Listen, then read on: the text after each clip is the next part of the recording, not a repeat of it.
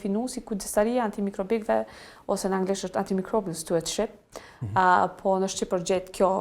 fjalë më e mirë, ose që e përshkruan ato si çka është faktikisht të gjitha veprimet të cilat ndërmirën edhe që synojnë për me u dhënë antibiotiku i duhur te pacienti i duhur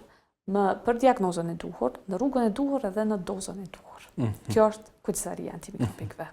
Cilat janë qëllimet e këtij programi, domethënë të kujdestarisë antimikrobike? Aq sa mundet me u thonë program, mu i me thonë se faktikisht edhe një farloj qëllimi ose një farloj veprimi, edhe është pikërisht për me tentu mas pari me u vetisu na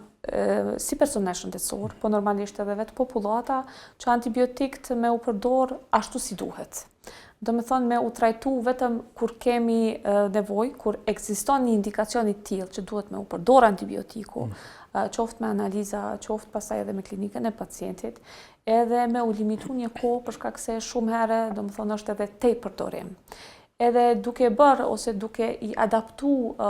vetë këto hapa të cilët janë të rëndësishëm ose duke do me thonë të mbështet në vetë ato që ofron ose që është edhe çka përfaqëson kujdestaria antimikrobikëve, ne kemi me qenë gjendje do të thonë me e luftu rezistencën